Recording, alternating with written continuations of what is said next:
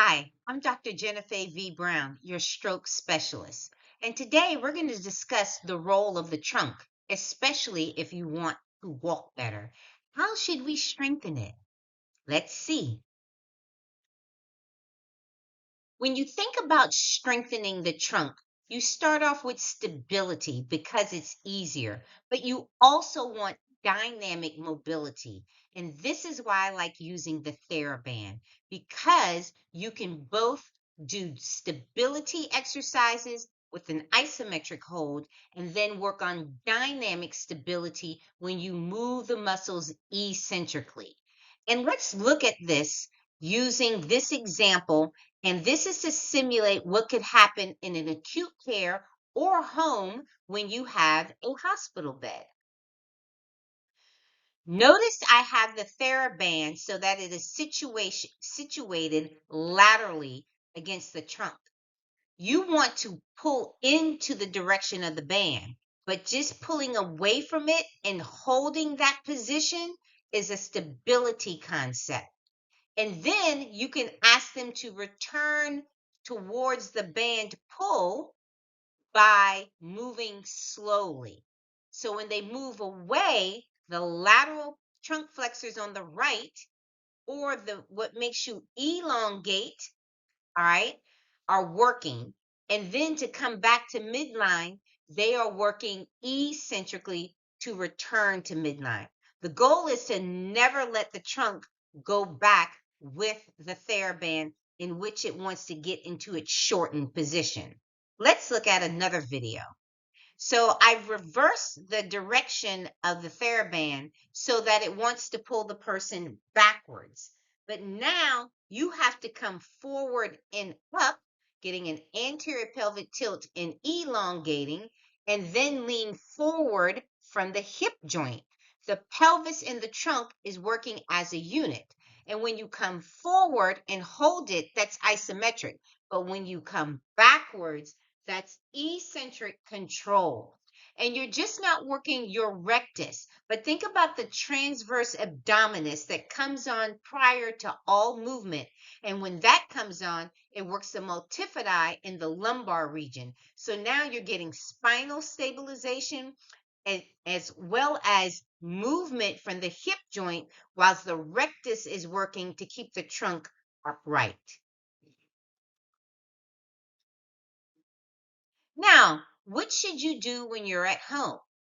So I have people use the TheraBand at home, and I say, let's just go ahead and tie it on. And when you sit, all you have to do is put your arms in the loops, or you can put it around your waist.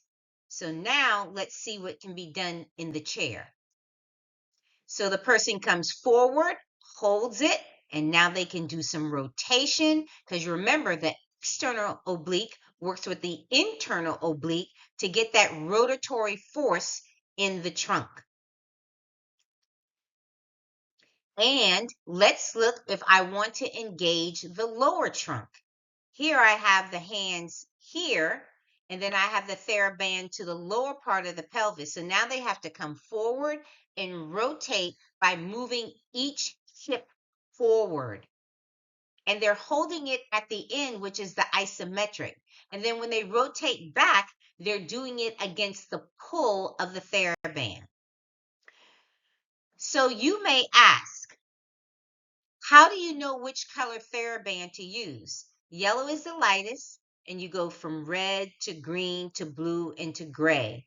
So when you really want to exert a lot of force, just change the color of the TheraBand to the greens, the blues, and the grays. Here are some clinical questions to ask. Is this a lesion of the vermis, the cerebellum, and where the trunk may have strength, but there's discoordination? Or is it an anterior cortical spinal tract problem, the pyramidal tract, and where you have weakness of the proximal girdle muscles? Does the surface type change the movement pattern in the trunk? Think of a mattress, it's dynamic. So if you're weak, your trunk has to do a whole lot more work. So use a sliding board on the mattress to even it out and make it more stable. But if you want the trunk to work, have them sit like on a Dynadisc or a rocker board, side to side, front to back, and then superimpose the TheraBand. And then, is there a visual perceptual problem? People who've had a stroke, they often do a midline shift syndrome where they orient their whole body into the visual field that they see. If that is the case, they often become shortened on one side of the trunk and elongated on the other. So then you have to do a lot of weight shifting with reaching with the arms or with the legs to elongate and then apply resistance distally or through the trunk with the TheraBand or your hands for resistance to strengthen those muscles. Remember, I'm your trusted source for all things stroke neurorehabilitation. And don't forget, I know something about those ankle foot orthoses also. If you are enjoying these videos, please share them because I want everybody to get this important content to improve the outcomes of individuals with stroke. They're posted every Tuesday and Thursday. And don't forget about the references. We have to use evidence based practice, analyze those articles for the details that apply to the impairments that our clients have so that we can improve their functional outcomes. Thank you for listening to this video. Have a great day. Bye.